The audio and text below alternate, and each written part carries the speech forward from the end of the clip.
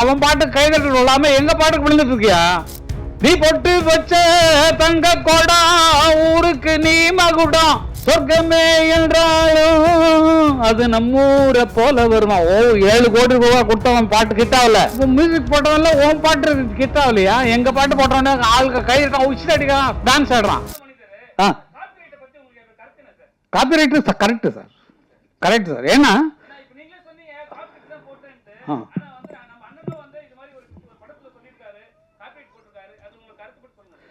காப்பிரைட்ஸுங்கிறது வந்து வேர்ல்டு ரூலில் தான் நாங்கள் ஃபாலோ பண்ணுறோமே தவிர இந்தியன் ரூலில் கொண்டு வந்தாச்சு. அதை London legal office, main office இருக்குது. உலகம் ஃபுல்லாக என்ன ஒருன்னா, மைக்கேல் ஜாக்சன் அவர் மியூசிக் பண்ணி அவர் பாட்டு எழுதி அவர் நடிக்கிறார் இல்லைங்களா, அவர் கொண்டு வந்த திட்டம் தான் கொண்டு வந்து அது எல்லாருக்கும் அப்படி பரவிடுச்சு. காரணம் என்னென்னா நம்மளுடைய படைப்பு. இப்போ வந்து கதாசிரியருக்கு கதையில் உரிமை உண்டு, எத்தனை லாங்குவேஜ் மாற்றினாலும் அவங்களுக்கு உரிமை உண்டு, பாட்டுக்கும் அவங்களுக்கு சம்மந்தம் இல்லை. ஏன்னா தனி கிரியேஷன், தனி உங்கள் பாட்டை படத்துக்கு ஒட்டாமல் ஒரு மியூசிக் டைரக்டர் போட்டு நீங்கள் வந்து அவங்கள்ட்ட பாட்டு வாங்குறீங்க. உங்கள் படத்துக்கே போட்ட ஸ்பெஷல் சாங்கு, அதுக்கு பாட்டு எழுதுனது அவர் ஒருத்தர், அவருக்கு 2 பேர் தான் கிரியேட் பண்ணுறவங்க. அதுக்கப்புறம் தான் அடுத்த கூலிக்காரங்களாக வர்றது பிளேபேக் சிங்கர்ஸ் வருவாங்க. அவங்களுக்கு பணம் கொடுக்குறோம், அவங்க வந்து பாடுறாங்க. முதல்ல இருந்த எங்களுக்கு சரஸ்வதி ஸ்டோர்ஸில் உள்ள கான்ட்ராக்டில் இருந்தோம், எங்களுக்கு தெரியாது. அவங்க வந்து பூஜை அன்னைக்கு வந்து ஒரு 10,000 ரூபா அட்வான்ஸ் கொடுப்பாங்க. இன்னைக்கு வரைக்கும் தெரியாது. எங்கள் அன்னக்கிளி படம் அவ்வளவு சேல் ஆகிருக்கு, பத்திரகாளிலாம் அவ்வளவு சேல் ஆகிருக்கு. அந்த ரெக்கார்டுக்கு 1 பைசா எங்களுக்கு வரல. அதுக்கப்புறம் தான் அண்ணா என்ன பண்ணாங்கன்னா, ஃபஸ்ட்டு கான்ட்ராக்ட் போடும்போது மியூசிக் கான்ட்ராக்டை அவர் வாங்கிடுவார். தட் இஸ் பணத்தை எவ்வளோ நாள் கம்மி பண்ணிக்கோ, எனக்கு இந்த மியூசிக் ரைட்ஸ் எங்கிட்ட தான் இருக்கும் லைஃப் லாங். ஏன்னா எங்கள் அண்ணனோட லைப்ரரியில் அது வந்துடும், என்னோடய பாட்டுகள் எல்லாமே அது வந்துடும். அப்போது ஒரு தரம் கச்சேரியில் நான் சொல்லி திட்டினதுக்கப்புறம் தான் கச்சேரி ஆட்களை ஃப்ரீயாக பாட சொன்னார். பாலு திட்டம் இல்லையா, அதுக்கு நான் சத்தம் போட்டேன். அவர் உனக்கு தேவையா நான் ஆய்வுன்னு கத்தினேன். அதில் வந்து கொஞ்சம் சண்டையெல்லாம் வந்துச்சு. அதுக்கப்புறம் ஸ்டேஜில் பாடுறவங்களுக்கு ஒன்றும் கிடையாது, நீங்கள் ராயல்ட்டி கட்ட தேவையில்லை. அதை எடுத்து யூஸ் நீங்கள் 7 கோடி ரூபாய் கொடுத்து ஒரு மியூசிக் டைரக்டர் போட்டு அவன் பாட்டுக்கு கைதட்டல் விழாமல் எங்கள் பாட்டுக்கு விழுந்துட்டு இருக்கியா? நீ பொட்டு வச்ச தங்க கோடா ஊருக்கு நீ மகுடம் போட்டோம். அந்த பாட்டை போட்டு நீங்கள் ஆடுனீங்கன்னு அர்த்தம். சொர்க்கமே என்றாலும் அது நம்ம ஊரை போல வருமா. ஓ 7 கோடி ரூபாய் கொடுத்தவன் பாட்டு கிட்டாவல, எங்க பாட்டை போட்டவன கைதட்டல் வருது. ஏன் ஜோடி மஞ்ச குருவி நாடுன்னு பாட்டு தான், சாஞ்சாடு நெஞ்ச தழுவின்னு. மியூசிக் போட்டவன்ல உன் பாட்டு கிட்டாவலையா? எங்க பாட்டு போட்டவன ஆளுக்கு கைதட்டான், உச்சிட்டு அடிக்கிறான், டான்ஸ் ஆடுறான். அப்போ அதுக்கு கூலி எங்களுக்கு வரணும் இல்லை? எங்கள் பேர் போடாமல் தானே எங்கள் மியூசிக் டைரக்டருக்கு பணம் கொடுத்து அவ்வளோ கொடுத்து அவங்கள்ட்ட வாங்க முடியாது தானே எங்கள் பாட்டு போடுறீங்க. அப்போ எங்களுக்கு அதில் பங்கு உண்டு இல்லை? எங்களுக்கு கொடுத்துருக்கணும் இல்லை? எங்கள்கிட்ட பெர்மிஷன் வாங்க, பெர்மிஷன் கேட்டால் ஃப்ரீ அண்ணன் கொடுத்துருவார். இப்போ கேட்காம போடுறது தான் அவருக்கு கோவம் வர்றது காரணம். எங்கிட்ட கேட்கல, எங்கிட்ட பெர்மிஷன் வாங்கலை அப்படின்னு சொல்லி சண்டை போடுறது காரணம் பணத்தை ஆசை இல்லை சார், கொட்டி கிடக்கு சார். பல பேர் நினைக்கிறீங்க, ஆனால் வந்து இந்த ரூலுங்கிறது விதிப்படி நம்ம போயே ஆகணும். விதி எவ்வளோ உருவாக்குனாலும் இப்போ இவங்க கதையை வந்து வேறு லாங்குவேஜில் போட்டாங்கன்னா இவங்க எவ்வளோ வேணாலும் கிளைம் பண்ணலாம். என்னோட சீன்ஸ் இவ்வளோ, அதாவது எங்களுக்கு 40 செகண்ட்ஸ்னு வச்சுக்கலாம், அதெல்லாம் ரூல்லான்னு சொல்லி சொன்னால் உங்களுக்கு புரியாது. அந்த மாதிரி அவங்க கதையின் மெயின் கதையை எடுத்து வேறு கதை பண்ணாலும் ஏய் இது நம்ம கதையில் கூப்பிட்றாவன அப்படின்னு சொல்லி கூப்பிட்டு நம்ம வாங்கிக்கிறதுக்கெல்லாம் ரைட்ஸ் உண்டு. நீங்கள் நல்லா நினச்சி பாருங்கள், இருந்த கற்பை கெடுத்திருக்கமா காப்பாற்றிருக்கமான்னு யோசிச்சு பாருங்க. பாட்டுடைய கற்பு, கதையினுடைய கற்பு எல்லாத்தையும் கலைச்சு. நான் தயவுசெய்து தப்பா சொல்றேன்னு நினைக்காதீங்க. படம் பார்த்தா எல்லாரும் துப்பாக்கி வச்சிருக்காங்க, துப்பாக்கி இருக்கு, நிறைய துப்பாக்கி இருக்கு. நான் படம் ஃபுல்லா பார்த்தா தான் என்னால் சொல்ல முடியும். காரணம் என்னன்னா, நல்லா இருக்கு, நல்ல ஒரு புதிய குழு உருவாக்கிருக்கீங்க. கதையெல்லாம் பார்க்குறோம். கதையெல்லாம் பார்த்தா இப்போ வர்ற கலாச்சாரங்கள் எல்லாமே வன்முறைகளை முன்னால் வச்சு வருது. நீங்கள் அதெல்லாம் நல்லா கவனிக்கணும். பெரிய ஹீரோவாக இருக்கட்டும், கமலே இறங்கிட்டார், நல்ல நடிகர். விக்ரம் படம் பாருங்க, எத்தனை ஃபைட்டு, துப்பாக்கி எவ்வளவு துப்பாக்கி வெரைட்டியே காட்டுறாரு.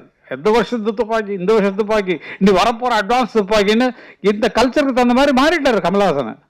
அப்போ ஜனங்கள்கிட்ட நல்ல கதையை கொண்டு போய் சேர்க்கறதுக்கும் நல்ல நடிப்புக்கான கதைகள் தேர்ந்தெடுப்பதுக்கும் குறைஞ்சி போச்சு.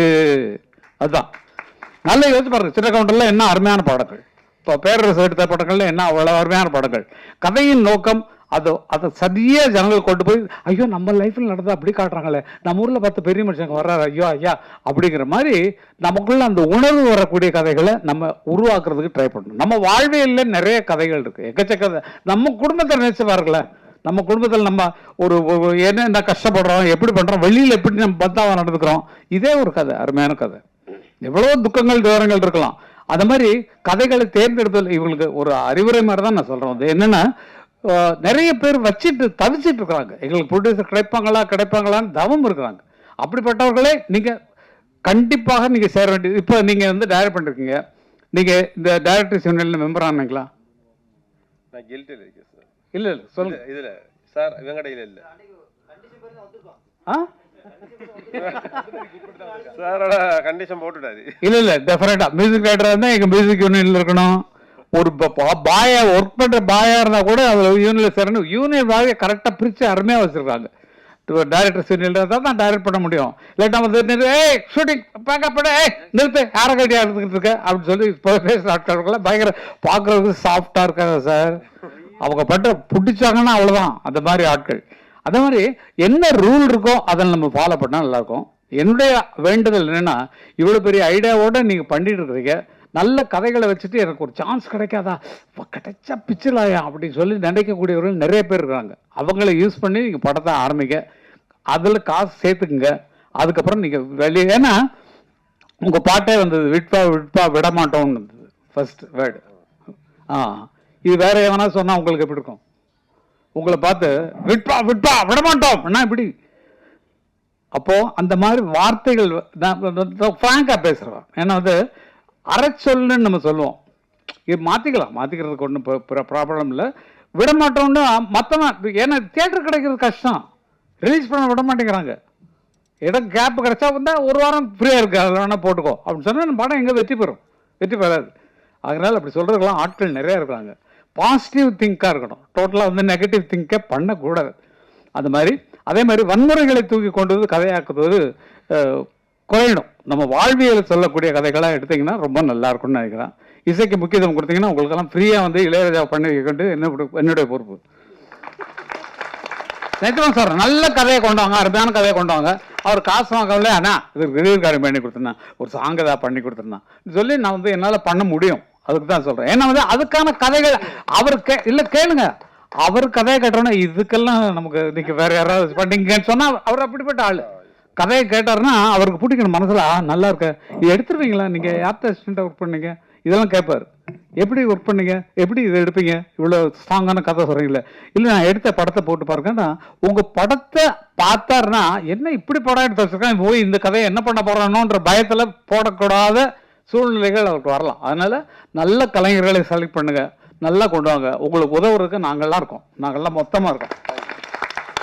நானும் சரி, நீங்கள் எந்த டைரக்டர் வேணாலும் போடுங்க, நாங்கள் 3 பேருமே கவிஞர்கள், பாடலாசிரியர்கள். உங்களுக்கு ஃப்ரீயாக பாட்டு எழுதி தரோம், நீங்கள் யாரை வேணாலும் மியூசிக் போடுங்க.